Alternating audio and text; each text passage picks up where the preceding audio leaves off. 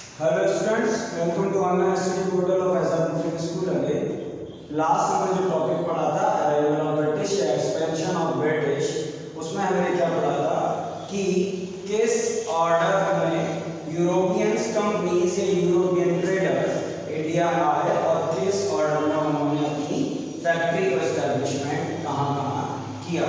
आपको मैंने पहले ही बोला था कि आपको ये याद रखना है कि किस ऑर्डर में या कब कौन सी यूरोपियन ट्रेडर्स इंडिया आए और उनकी फैक्ट्रीज का एस्टैब्लिशमेंट कहाँ पर कब हुआ। उसके बाद हमने पढ़ा था कल पुर्तगीज के बारे में कि पुर्तगीज किस तरह से आए। तो हमने पढ़ाया था आपको कि वास्को डी गामा का आना सबसे पहले हुआ था। आज हम इन्हीं तीनों का मतलब हमें चार पढ़ने हैं total, Portuguese, duchess, British and फ्रांसीसी। तो अभी हम आज तीन टॉपिक्स पढ़ेंगे, arrival of Portuguese, arrival of duchess and arrival of British. Okay, so let's start. Arrival of Portuguese, सबसे पहले कौन आया? वास्को डी गामा 1498 में। इससे पहले किसने ट्राई किया था? कोलंबस ने, लेकिन वो कहाँ पहुंचा था? अमेरिका। तो सबसे पहले वास्को डी गामा 1498 में आया। कहाँ पे आया था? कालीकट, केरला, जिसको कोझिकोड भी बोलते हैं। वहाँ के जो राजा थे, मैंने आपसे क्वेश्चन पूछा था, आप लोगों ने आंसर नहीं किया। वहाँ के जो राजा थे जमूरियन, उन्होंने उसको वेलकम किया, उसने ट्रेड किया और ट्रेड करने के बाद किसने? वास्को डी गामा ने 60% प्रॉफिट कमाया। 60% प्रॉफिट का मतलब ये था आने का, जाने का, पूरा ट्रेड करने का, उसके बाद 60% प्रॉफिट। तो उस हिसाब से जो हमारा ईस्ट है, मतलब जो इंडिया का एरिया है, वो क्या था? वो ट्रेड के हिसाब से बहुत प्रॉफिटेबल था। तो अराइवल्स यूरोप से आना शुरू हो गया। उसके बाद कौन आया? पेड्रो एल्वेरेज 15वीं सेंचुरी में। अच्छा, एक चीज और, आपने 5th स्टैंडर्ड में पढ़ा होगा केप ऑफ गुड होप। ये वो जगह थी जहां से अफ्रीका से यूरोप का रास्ता है और यूरोप से इंडिया का सी रूट है। 5th क्लास में एक टॉपिक है, मतलब 5th क्लास के सिलेबस में ही है कि केप ऑफ गुड होप के बारे में जब हम पढ़ते हैं कि किस तरह से वास्को डी गामा फंस गए थे और वहां से निकले। तो इसको भी अगर ध्यान रखना चाहें आप तो अच्छी बात है। तो पेड्रो एल्वेरेज 15वीं सेंचुरी में आए। पुर्तगाल के बारे में मैंने आपको एक बात और बताई थी कि स्पेन और पुर्तगाल दो इस टाइप की कंट्रीज हैं जो हमेशा नेविगेट करते रहते हैं नई जगहों को जहां से वो ट्रेड कर सकें। तो ऐसे ही उस टाइम पे पुर्तगाल के जो राजा थे प्रिंस हेनरी, उनको नेविगेटर कहा जाता था। क्या कहा जाता था? नेविगेटर, मतलब ऐसा राजा जो दूसरों को प्रेरित करता था नई जगहों को खोजने के लिए। तो उसके बाद फ्रांसो दा अल्मीडा को प्रिंस हेनरी ने भेजा। राजा जब अपने किसी अधिकारी को एक काम के लिए भेजते थे तो उन्हें वायसराय कहा जाता था। तो प्रिंस हेनरी ने पहला वायसराय फ्रांसो दा अल्मीडा को भेजा और फ्रांसो दा अल्मीडा ने आके यहाँ पे अपने आप को एस्टैब्लिश किया, ट्रेड किया, फैक्ट्री बनाई। और फ्रांसो दा अल्मीडा से हमें एक चीज याद रखनी है, blue water policy. Blue water एक पॉलिसी थी पुर्तगीज की, जो पॉलिसी इस चीज पर डिपेंडेंट थी कि जो हमारा सी पोर्ट्स हैं, जो समुद्र के किनारे के एरियाज हैं, वो हमें सारे अपने कंट्रोल में रखने हैं ताकि जो दूसरे यूरोपियंस कंपनी आए वो हमसे परमिशन लेके ट्रेड करें और हमारी उनसे वॉर्स ना हो। तो फ्रांसो दा अल्मीडा ने ब्लू वाटर पॉलिसी चलाई और फ्रांसो दा अल्मीडा ने उस टाइम पे कैपिटल अपनी कोचीन को बनाया। कैपिटल किंगडम में होती थी, लेकिन इस तरह से ट्रेड का सेंटर जो था वो कैपिटल था। तो ट्रेड सेंटर पुर्तगीज का कोचीन बना।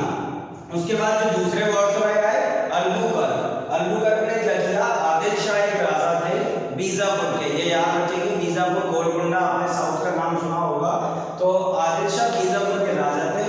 वही गोवा जो एरिया है, गोवा एरिया पर भी वही का अधिकार था। तो अल्बुकर्क ने क्या किया? आदिल शाह को हराया और गोवा को जीत लिया और गोवा को कैपिटल बनाया। किसने? अल्बुकर्क ने। गोवा के बारे में जब भी आप वीडियोस में देखते हैं या जाते हैं तो वहां पे आप लोगों को देखते हैं तो आपको लगते हैं वो ब्रिटिश है, एक्चुअली वो पुर्तगीज हैं और वो वहीं रहते हैं।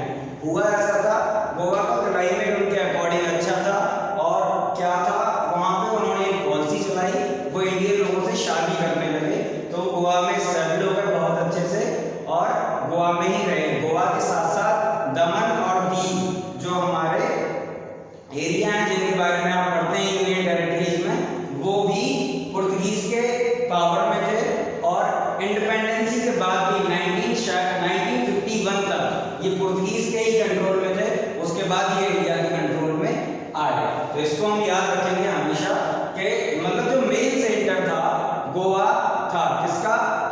पोर्तुगीज का, और 1951 या शायद 1961 कंफर्म नहीं है, तो 1951 या 1961 तक ये दोनों एरिया किसके अंडर में थे? पोर्तुगीज के अंडर में, उसके बाद ही इंडिया को मिले।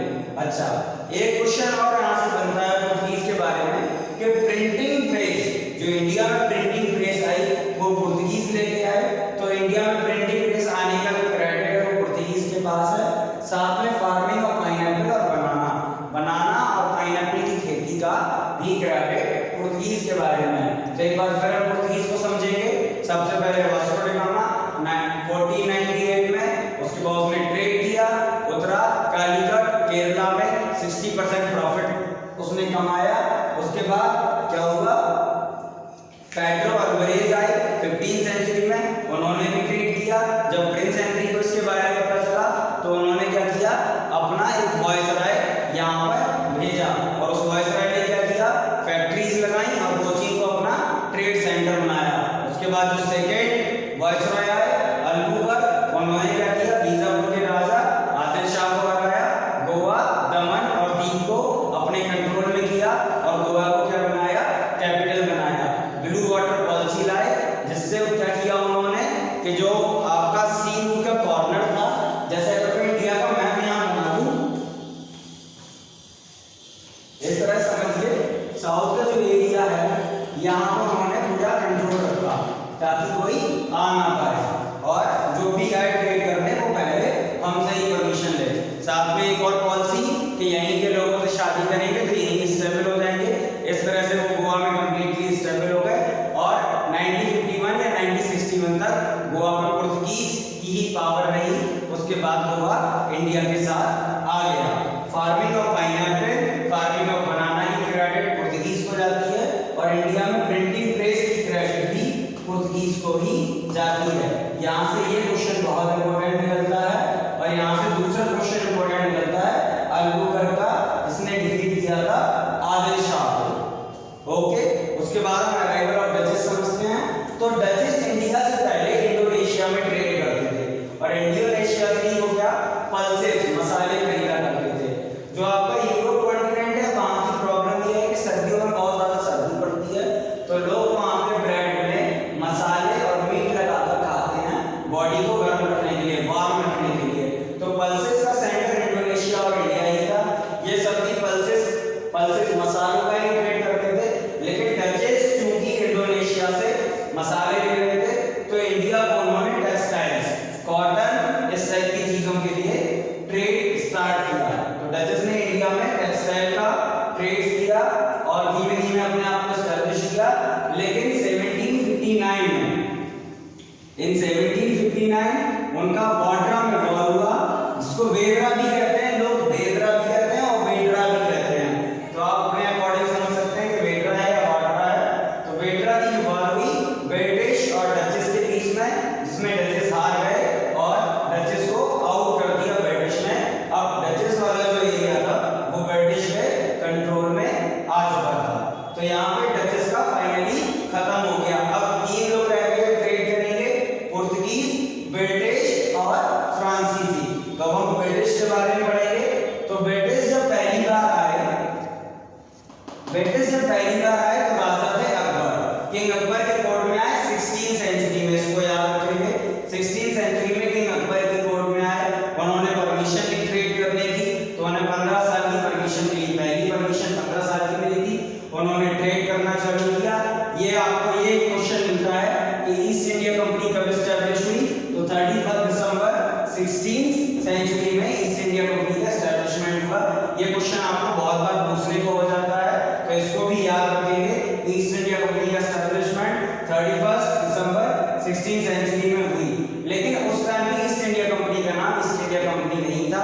जैसे हमारे पार्लियामेंट में लॉ आते हैं, उसी तरह 1633 में ब्रिटिश पार्लियामेंट में एक लॉ आया जिसको एक्ट बोला जाता है, और इस एक्ट के अकॉर्डिंग ईस्ट इंडिया कंपनी इसका नाम हुआ। तो कंपनी का नाम ईस्ट इंडिया कंपनी 1633 में हुआ।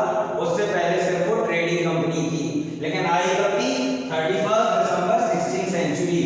ओके, उस टाइम पे क्वीन थी एलिजाबेथ। ये भी पूछ लिया जाता है कि कौन क्वीन था, तो क्वीन एलिजाबेथ उस टाइम पे क्वीन थी। लेकिन 1603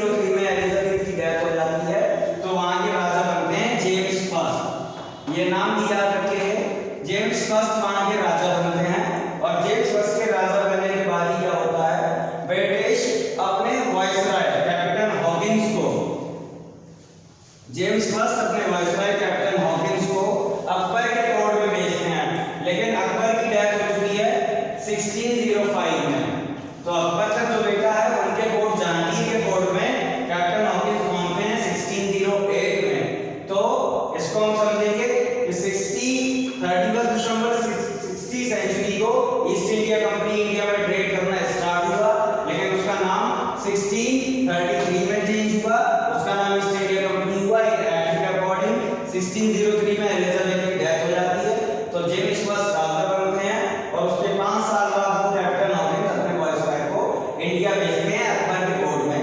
लेकिन अकबर की डेथ हो चुकी है, तो वो अकबर के बेटे जहांगीर के कोर्ट में पहुंचते हैं और फिर से परमिशन लेते हैं ट्रेड की, तो उन्हें परमिशन खरीदती रहते हैं।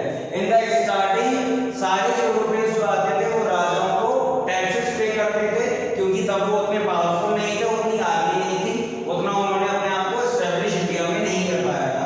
तो धीमे धीमे अब राजाओं को तो प्रॉफिट हो रहा था, तो राजा परमिशन दे दिया करते थे। अब राजाओं को इतना पता नहीं था कि ये इस तरह से ऑक्यूपाई करेंगे, तो इस तरह से ये चलता रहा, लगातार 100 से 150 साल ये चलता रहा। फिर क्या होता है, कैप्टन हॉकिंस जहांगीर से परमिशन लेते हैं।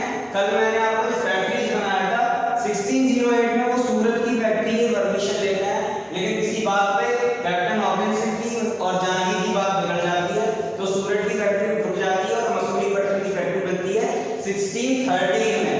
कल मैंने आपको बताया था, लेकिन पूछा जाता है तो हम सबसे पहले बताते हैं कि सूरत की फैक्ट्री सबसे पहले बनी थी 1608 में। तो ये आपका रिवाइज हो गया होगा। फिर पहला गोल्डन चांस मिलता है गोलकुंडा के राजा से। जो गोलकुंडा के दूसरे राजा बने, उन्होंने क्या किया, साउथ में ब्रिटिशर्स को फ्री ट्रेड का ऑफर दे दिया 1632 में। कब? 1632 में उन्होंने फ्री ट्रेड का ऑफर दे दिया, तो साउथ में ब्रिटिश क्या करने लगे, ट्रेड करने लगे। और फिर जहांगीर के खत्म होने के बाद, ये एम्पायर खत्म होने के बाद एक राजा आए फर्रुखसियर, मुगल किंग फर्रुखसियर आए। ये एक्चुअली औरंगजेब के भाई थे, तो उनका एरिया अलग था, औरंगजेब का एरिया अलग था, लेकिन डायनेस्टी मुगल ही थी। इन्होंने क्या किया, 1770 में पूरी तरह से फ्री ट्रेड का क्या कर दिया, परमिशन ब्रिटिशर्स को दे दिया। ये बहुत ज्यादा प्रॉफिटेबल था ब्रिटिशर्स के लिए। इसके साथ में बंगाल का एरिया मिल गया, जो बहुत ही अच्छा है फार्मिंग के लिए। तो बंगाल का एरिया, मुंबई का एरिया, उस एरिया में उन्हें फ्री ट्रेड का क्या मिल गया, फ्री ट्रेड का ऑप्शन मिल गया। तो 1770 में जो फ्री ट्रेड का ऑप्शन मिला फर्रुखसियर के द्वारा, इसको मैग्ना कार्टा भी बोला जाता है। ये याद रखेंगे कि ब्रिटिशर्स के लिए मैग्ना कार्टा किस राजा ने दिया था, ट्रेड का, ट्रेड्स मैग्ना कार्टा, तो वो दिया था फर्रुखसियर ने 1717 में। ठीक है, उसके बाद ब्रिटिश बहुत पावरफुल हो गए। इस मैग्ना कार्टा में 3 चीजें और हुई थी। ब्रिटिशर्स को मात्र क्या था, बंगाल में पूरा ट्रेड करने के लिए 3000 रुपए देने पड़ते थे। पूरे इंडिया मतलब फर्रुखसियर के एरिया में ट्रेड करने के लिए सिर्फ 10,000 रुपए देने पड़ते थे। ब्रिटिश के जो कॉइन थे, ब्रिटिश के कॉइन अलग थे, राजाओं के कॉइन अलग थे, लेकिन फर्रुखसियर ने क्या किया, जो ब्रिटिश के कॉइन थे वो पूरे इंडिया में अलाउ कर दिए। तो मतलब एक मेन कॉइन ब्रिटिश की कॉइन इंडिया में हो गई थी, जो पूरे में चलने लगी थी। उसके बाद जो राजा आए औरंगजेब, औरंगजेब के साथ ब्रिटिशर्स की 2 वॉर होती हैं। कैसे होती हैं? एक्चुअली उसके बाद वायसराय आते हैं John child. John child viceroy आते हैं, वे हुगली के बगल का जो एरिया है बंगाल का, वहां पे ट्रेड कर रहे थे और टैक्सेस नहीं ले रहे थे। तो औरंगजेब और जॉन चाइल्ड का वॉर होता है। औरंगजेब उनको पहली बार नहीं हरा देता है, और दूसरी बार भी वॉर होता है, औरंगजेब उनको दूसरी बार भी हरा देता है। उसके बाद इन दोनों का बैठ के अलायंस होता है, समझौता होता है। जॉन चाइल्ड फाइन पे करते हैं औरंगजेब को और दोबारा परमिशन मांगते हैं ट्रेड की। औरंगजेब उन्हें दोबारा परमिशन दे देता है। तो जॉन चाइल्ड पहले वायसराय हैं इंडिया में जो इंडिया के राजाओं से हारे। इसके बाद जो हमें पढ़ना है, इसके बाद हम पढ़ेंगे ब्रिटिशर्स का और फ्रांसीसीज का। मतलब हमें फ्रांसीस के बारे में पढ़ना है, ब्रिटिश और फ्रांसीसीज की वॉर पढ़नी है, ब्रिटिश और पोर्टुगीज का अलायंस पढ़ना है। फिर उसके बाद जो हमने टीपू सुल्तान के बारे में पढ़ा या झांसी की रानी के बारे में पढ़ा, उनके और ब्रिटिशर्स के वॉर पढ़ने हैं। और फिर समझ में आएगा कि ब्रिटिश ने इंडिया को कंप्लीटली कॉलोनी कैसे बना दिया।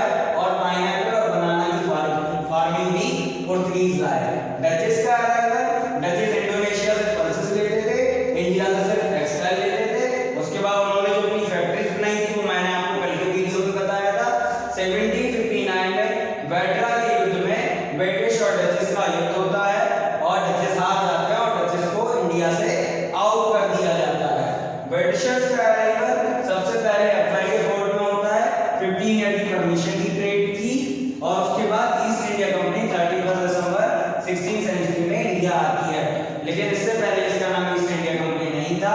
1633 के एक्ट के अकॉर्डिंग उसका नाम ईस्ट इंडिया कंपनी बना।